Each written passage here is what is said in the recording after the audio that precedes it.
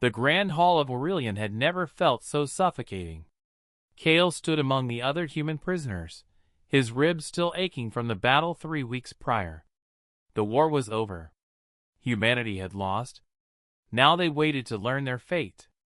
Queen Elra's kingdom had crushed the human resistance with devastating efficiency. Her armies were legendary, disciplined, powerful, merciless. The survivors had been marched through the capital in chains, jeered at by crowds who threw rotted vegetables and curses. Cale had kept his head down, focusing on putting one foot in front of the other. Now, in the throne room's oppressive silence, he finally looked up. The hall was breathtaking despite everything. Vaulted ceilings soared overhead, painted with scenes of ancient victories. Crystalline chandeliers cast prismatic light across marble floors. The Queen's court lined both sides. Nobles in silk and jewels, generals in polished armor, advisors whispering behind jeweled fans. At the far end, elevated on a dais of white stone, sat the throne. And upon it, Queen Elra herself. She was younger than Cale had imagined, perhaps 30, with sharp cheekbones and skin like burnished bronze. Her hair fell in midnight waves past her shoulders, crowned by a circlet of silver that caught the light like captured starfire. She wore robes of deep crimson, the color of dried blood, embroidered with gold thread that traced patterns of conquest across the fabric. But it was her eyes that held him. Dark, intelligent, calculating. Eyes that had ordered the deaths of thousands. "Bring them forward!" Her voice rang out, clear and commanding. Guards prodded the prisoners with spear butts. Cale stumbled, pain shooting through his injured leg. He'd taken a blade to the thigh in the final battle. It had been poorly treated, and infection was setting in. He could feel the fever beginning to take hold. The nobles were murmuring now, speculation rippling through the crowd like wind through wheat. What punishment would satisfy their queen? Public execution? Enslavement in the mines? Some whispered of darker fates, blood rituals, sacrifices to appease the old gods. General Valen, a scarred veteran who had led the siege of Ashford, stepped forward. "Your Majesty, shall we begin with the officers? Make examples of—" Silence. The single word cut through the hall like a blade. Elra rose from her throne, the movement fluid and predatory. Every eye fixed upon her as she descended the steps, her robes whispering across stone. She walked along the line of prisoners, studying each face. Some she passed quickly. Others she paused before, tilting her head as if searching for something. Then she stopped, directly in front of Cale. His heart hammered against his ribs. This close, he could see the flecks of gold in her dark eyes, could smell the subtle scent of jasmine that clung to her. She was tall, nearly his height, and radiated an authority that made his instinct scream to kneel. But something else flickered across her face. Something that looked almost like recognition. "You?" she said softly, her voice carrying a note of wonder that seemed to surprise even her.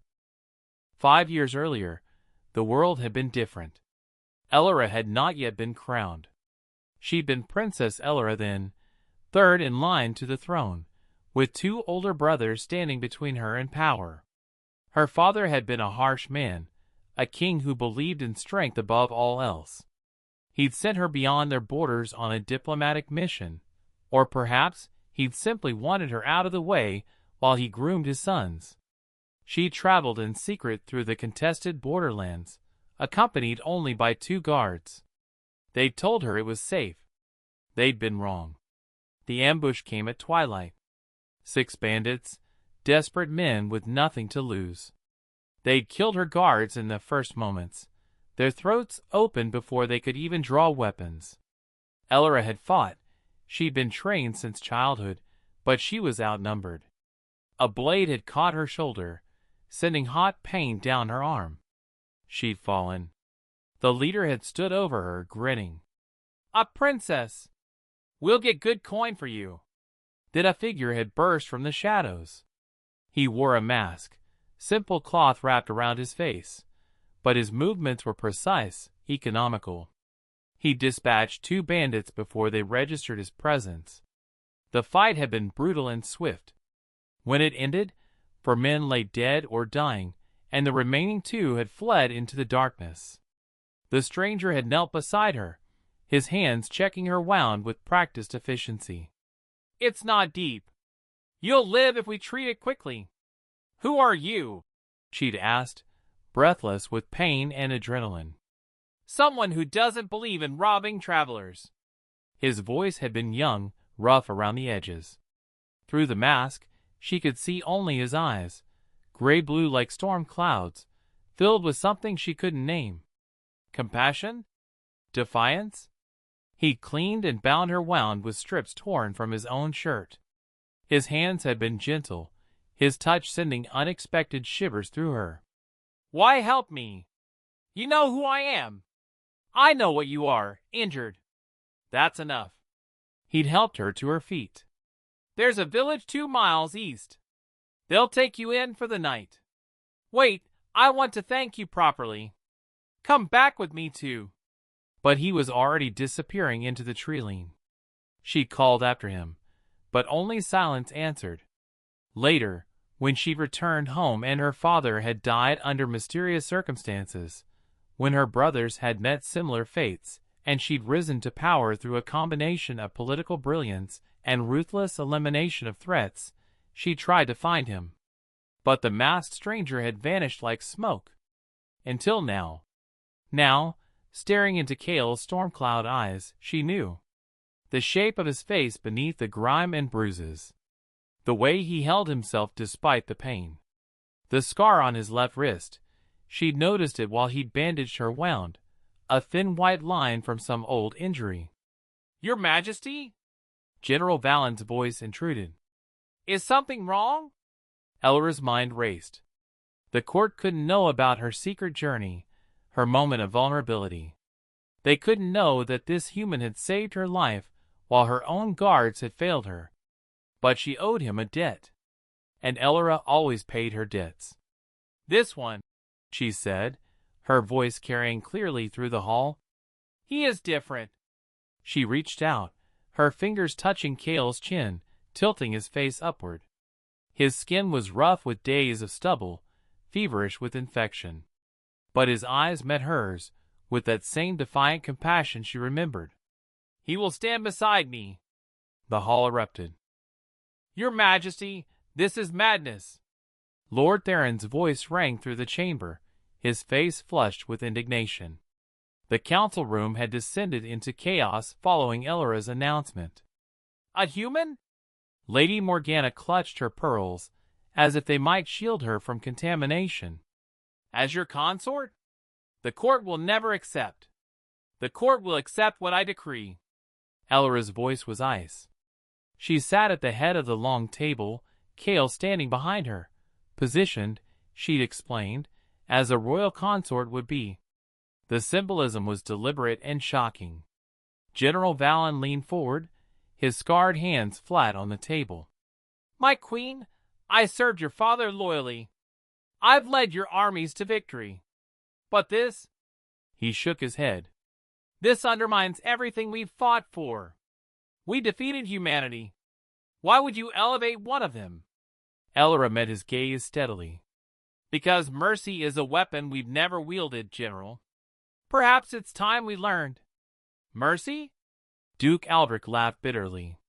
"They killed thousands of our people, burned our villages. And you want to show them mercy?" "They did what we did," Elra said quietly. "Fought for survival. Fought for their people." She stood, her presence commanding immediate silence. "For generations, we've been locked in cycles of violence. I am offering something different, a bridge between our peoples." "Through marriage to a prisoner?" Theron scoffed. "Your Majesty, even if your intentions are noble, the practicality is sound." Elra began pacing, her strategic mind visible in every gesture. "Think beyond your wounded pride.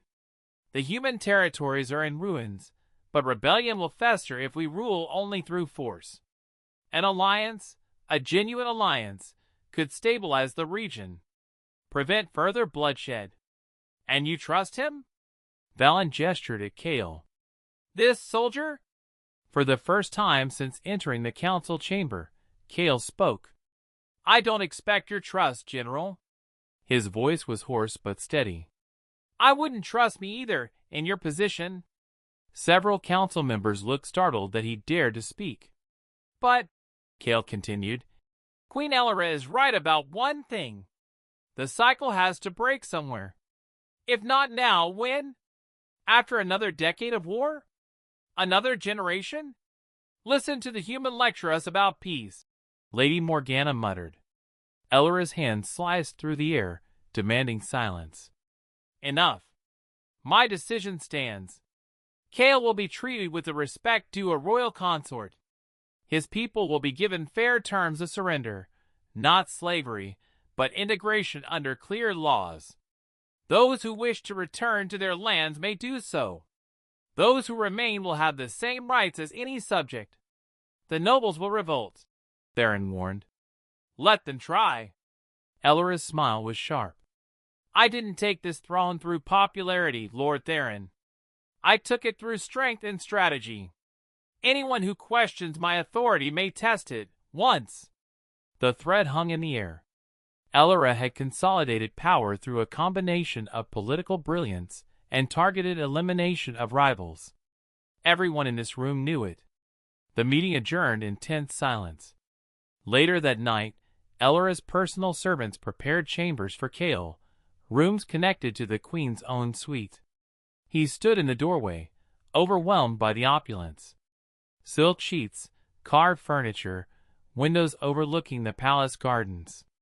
This is too much, he said when Elora entered.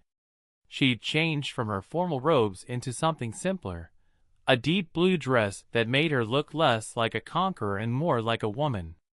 Her hair was unbound now, falling in waves across her shoulders.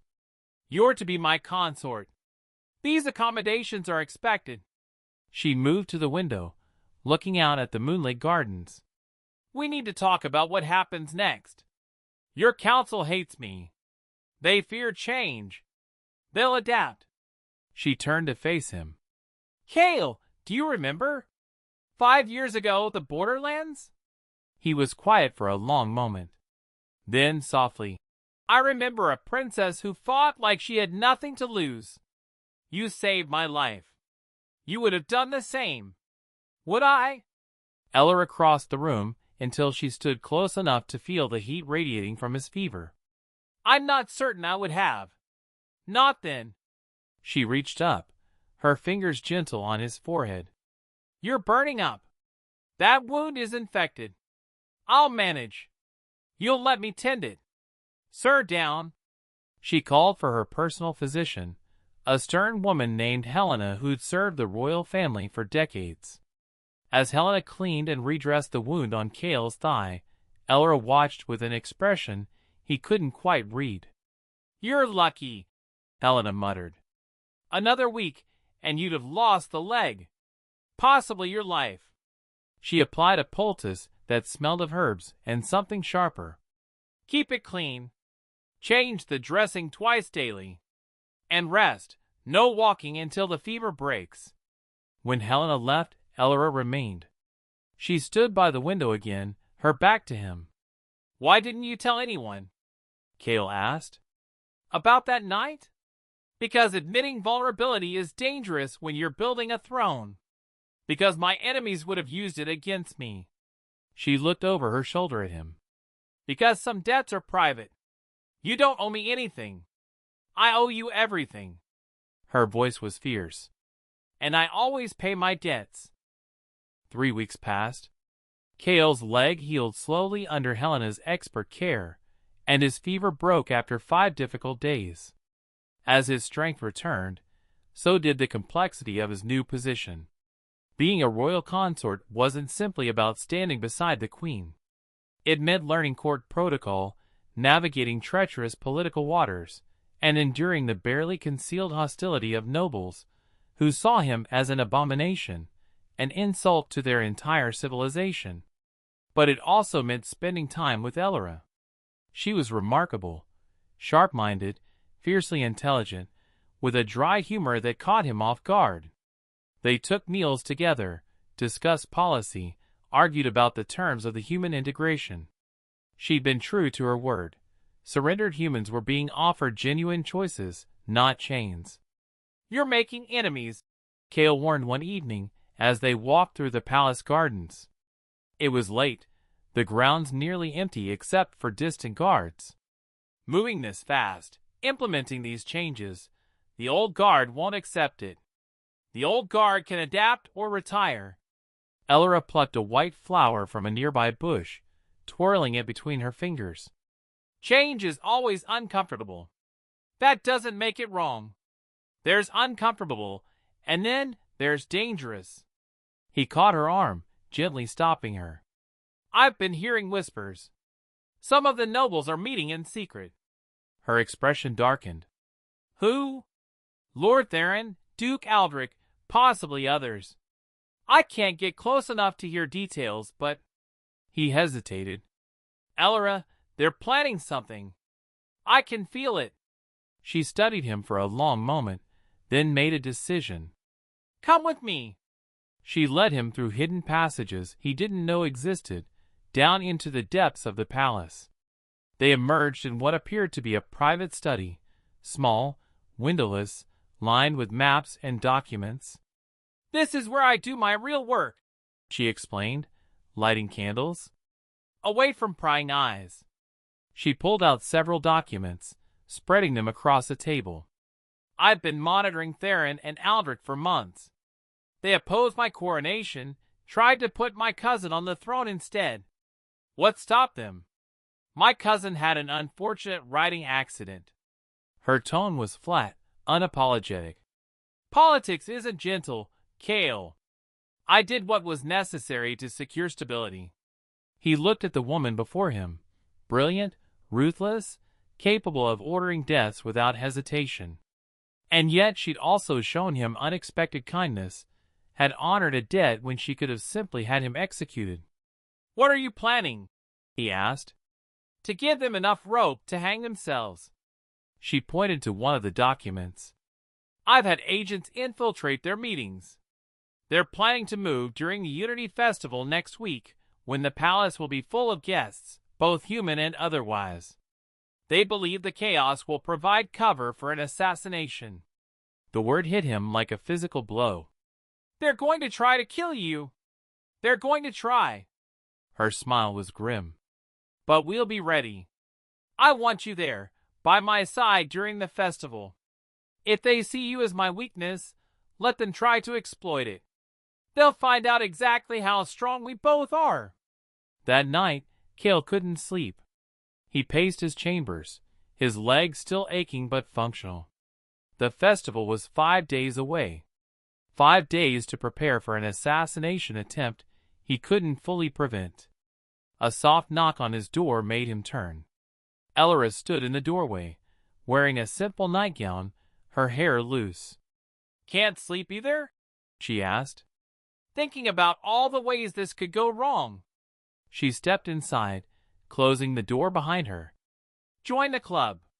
She moved to his window, looking out at the same view she must see from her own chambers. "I keep wondering if I'm making a mistake. Using you as bait feels necessary," he supplied. "I was going to say cruel." She turned to face him, and in the candlelight, she looked younger, more vulnerable. "You didn't ask for any of this. Neither did you. The throne, I mean." "No." She was quiet for a moment. "My father wanted my brothers to rule. I was supposed to marry some foreign prince, secure an alliance. But I saw what their rule would be, more war, more brutality. So I took matters into my own hands. By killing them? By surviving." She met his eyes steadily. "Don't paint me as a hero, Kale. I've done terrible things to get here." He crossed the room, standing close enough to see the uncertainty in her eyes. "We've all done terrible things. That's what war does. Is that why you helped me?"